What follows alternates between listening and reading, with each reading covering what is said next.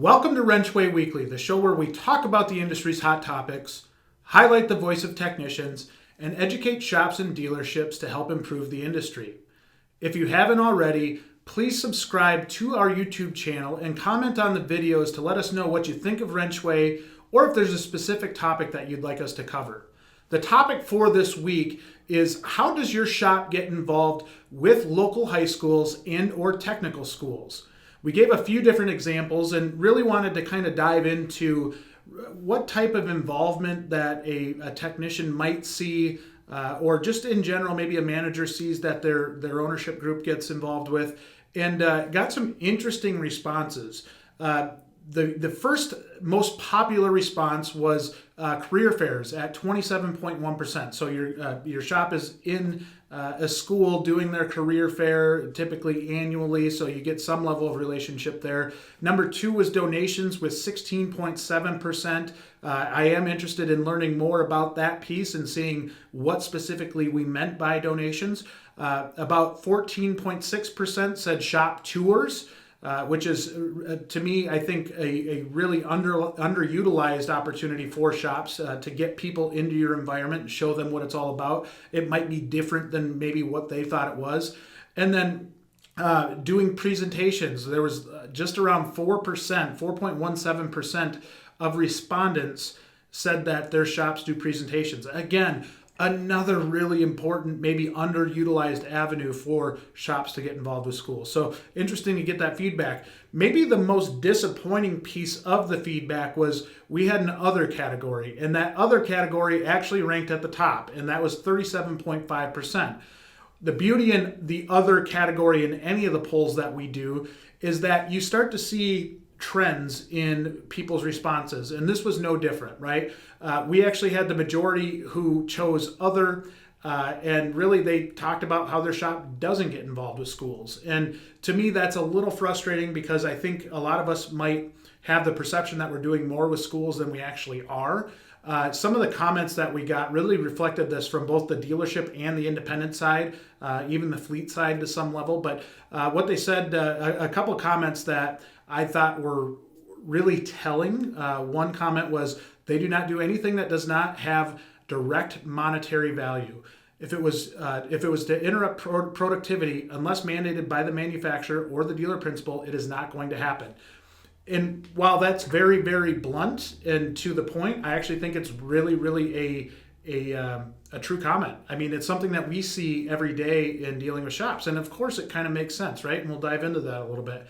And then the second comment that I think was reflective of more comments that we saw was they are a small private-owned business where time is money. And I think this rings true for a lot of small businesses, right? You're working so hard in the business and trying to keep going and trying to make sure that you're making payroll, doing a lot of those essential functions to keep things going, that it's easy to get lost in this, and it's easy not to be proactive with trying to find technicians. So just something that I thought was really, really interesting out of our WrenchWay Insiders poll.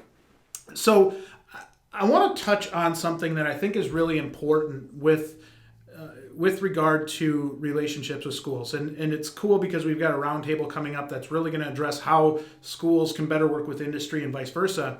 But it is so hard to be intentional and take time away from what's making you money and keeping the doors open, quite frankly, to focus on something that has no immediate value, right? And I shouldn't say it quite that blunt, but it is really hard to get an ROI on how effective a presentation or a donation is, because you probably won't see the value for a while. It might be years down the road before you really have that good relationship with a school.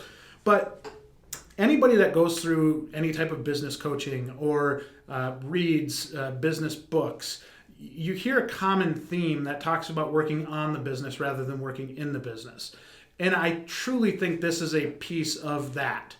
This is a piece of taking it to the next level and making sure that you're really working on the things that are going to impact big picture stuff. And I think this is the piece that a lot of shops miss, and where they end up putting out fires is because they're so busy working in the business, they're so ingrained in the business, and a lot of times feel like they have to do that task and they can't delegate that task. Managers, owners, whoever it is, a lot of times just think it's easier to do it themselves. And so they get so ingrained in the business that they really can't work on the business. But if you're to take a step back as a manager, and if you look at big picture and future profits and in ways that you could have an impact that maybe you're not seeing right now, and it kind of shifts your thinking, it shifts your way of actually engaging in business. I think when you take a step back, you can really take some time to see what is really impactful. Obviously, this technician shortage is not easy on anybody, right? It is hard for everybody, regardless of size of business, big businesses, small mom and pops, everywhere in between. It is really, really difficult. And I don't think it's going to change anytime soon. I'm very, very consistent in saying that. And I also think that if you want something to be different, you're going to have to change your actions a little bit. And if that means getting more involved with the school, so be it. You need to work on it. This is such an important piece. And so not only is it important to your business, it's important to that school, right? And I think as we take this even a step further and we look at the funding, how a school is funded, they get a lot of times state funding, or they have some outside piece to where they need that money to keep their doors open.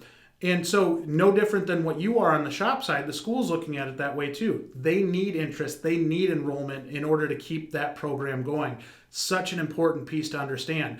On top of that, when we polled our WrenchWay Insiders, over 80% said they care if their shop is involved with their local schools, and showing that there's some level of initiative of caring about the industry broader than just that independent shop or that individual shop.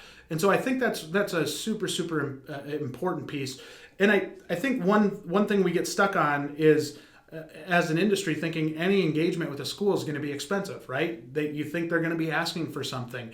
But a lot of times they're asking for that out of desperation because they haven't had that relationship with you to where it's not just a ask. And a lot of times a school thinks the same thing of the shop, right? They think, the only time I see this shop is when they're coming to me asking for technicians. They're not involved with our program in a lot of different ways, and it maybe gives them a sour taste in their mouth. So again, we're doing a WrenchWay Roundtable on January 27th based on that premise, right? How do we make this a more fluid process? How do we make that communication more fluid and make it just a better way of going about it in general? That's a big piece of what we do with WrenchWay. I mean, it really, really is important. So you can have a big impact without spending a lot of money. And I think that's something we need to talk about even further. And a lot of times we talk about donations, right?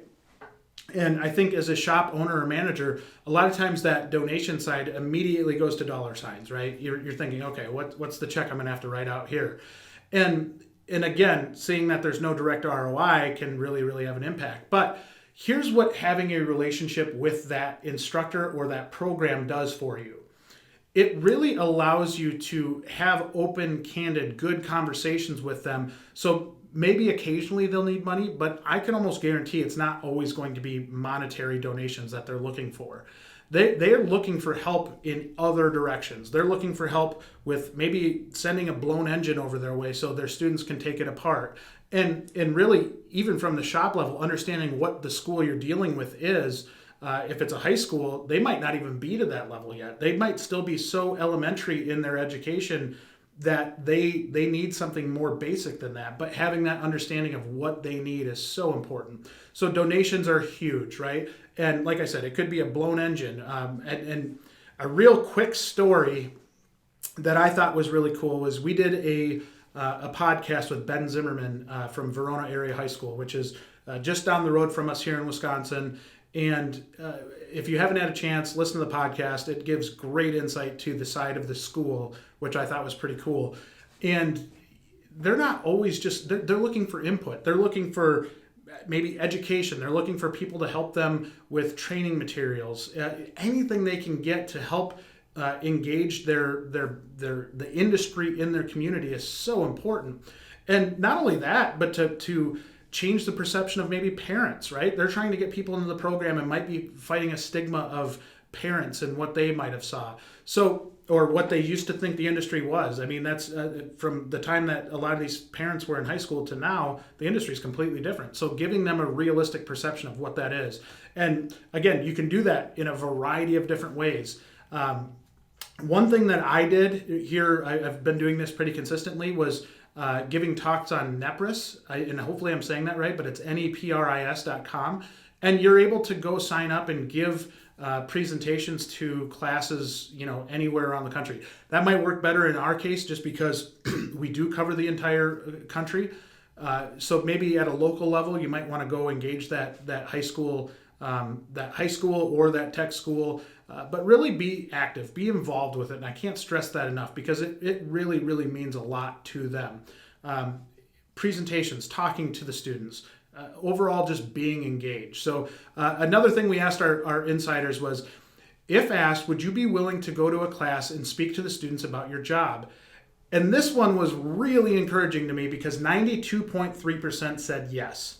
So almost all of the techs on WrenchWay Insiders said that they would be willing to go give a firsthand account of what it's like to be a technician.